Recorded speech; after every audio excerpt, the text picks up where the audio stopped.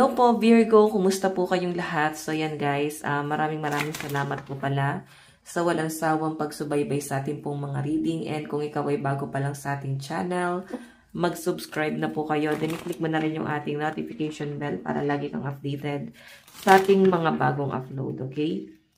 So yan guys, tignan natin. Okay, ganap sa inyo ngayong May 2025. Virgo, Sun, Moon, Rising, and Venus sign. Okay. Virgo, Sun, Moon, Rising, and Venus sign. Ganap sa iyo ngayong May.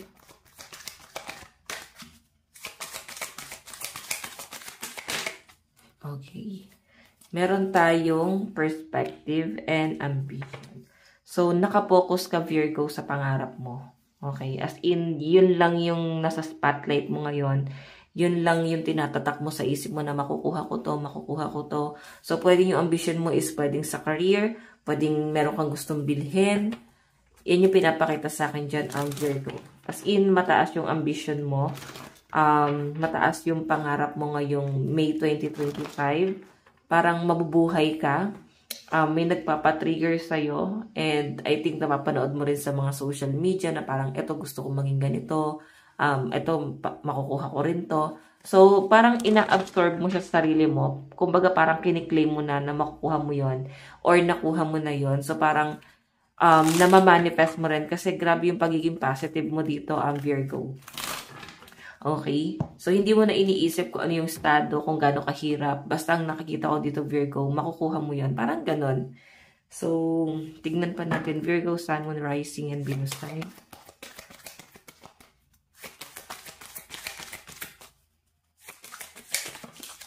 Okay, so guys, meron tayong abundance and hard work. So, pagdating pa rin to guys sa career mo, ayan, sobrang pagiging workaholic mo ngayong May 2025. And tuloy-tuloy din yung daloy ng pera mo dito. Okay? So, maganda yan kasi sa taas nga ng ambition mo, ayan, pwede iba sa inyo, pwede ma-promote. Posible kasi may nakikita ko guys, opportunity rito. Ayun, 9 of Pentacles, 9 of Gems. Stable yung pera mo ngayong May. Okay, hindi ko siya guys masabing naghihirap eh. So, I think merong opportunity darating sa inyo and as in, kakaririn mo talaga yun, no?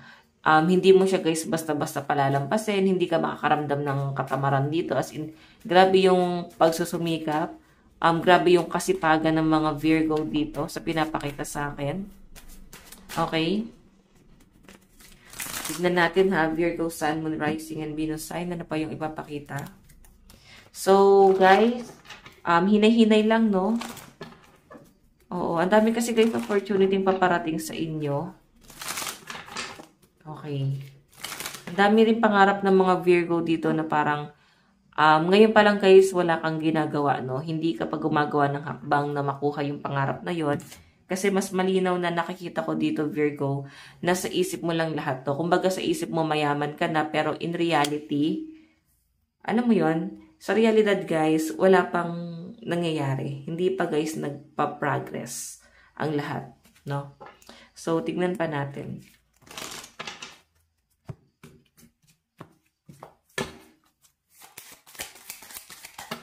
Oops.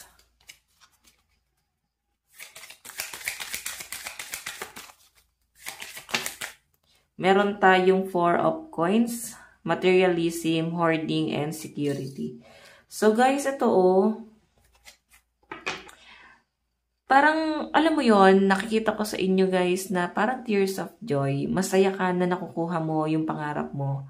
Kahit sino naman. Pero ito kasi guys, sobrang na-appreciate mo yung mga pinaghirapan mo, nakikita mo yung resulta ng mga pinaghirapan mo. Sa pinapakita sa akin, as in, parang hindi mo titipirin yung pamilya mo, parang, alam mo yun, maswerte yung pamilya mo kasi napoprovide mo yung pangangailangan nila. Kahit na parang walang natitira sa inyo, kahit na parang hindi mo nabibili yung pangangailangan mo, maibigay mo lang yung pangangailangan nila. Ganun yung pinapakita sa akin. So, I think yun. Basta yun yung makakapag-stock. Marami kang magiging stock, no? Parang makakapag-grocery ka ng madami-dami, no? Okay, so tignan pa natin Virgo, Sun, Moon, Rising, and Venus sign. Okay. So, guys, meron tayong hangman. Okay. So, medyo komplikado yung nakikita ko rito. So, yung conflict dito, guys, parang kailangan mo siyang i-let go. Meron kang kailangan i-sacrifice para makuha mo yung pangarap mo. So, etong bagay na kailangan mo i-sacrifice, ito yung nagiging blockages sa buhay mo. Okay, pwedeng bad habit, pwedeng mga maling tao na kailangan nyo, guys, iwasan, na nagiging dahilan kung bakit, guys, hindi nag-i-improve, no? Walang improvement sa career mo. Tingnan natin, guys. Oops. Wait lang po. Ayan. So, nalaglag yung card mo. Meron tayong 5 of Cups. Focus on loss. May nag-iisip sa inyo rito, Virgo. Oo. Mamimiss ka nitong taong to. So, pwedeng sa love life mo to. Iniisip-isip ka nitong person mo. Or pwedeng kung may karelasyon ka ngayon, magkasama kayo, I think grabe yung pag-overthink ng person mo. Mukhang hindi niya guys kaya na i-let go ka or hindi niya guys kaya na parang tuluyan kang mawala sa kanya. Okay? Kung iba naman sa inyo guys, nagkaroon na talaga guys ng separation. So, I think itong person na to, grabe yung pag-overthink ngayong May. Parang namimiss ka niya, gusto kanya guys kausap, naalala niya yung mga pag-aalaga mo sa kanya, no? Yung mga simpleng nire-remind mo sa kanya. Naalala niyo yan, guys. Okay, so tignan pa natin, guys. Meron tayong compassion, empathy, intuition, Queen of Cups.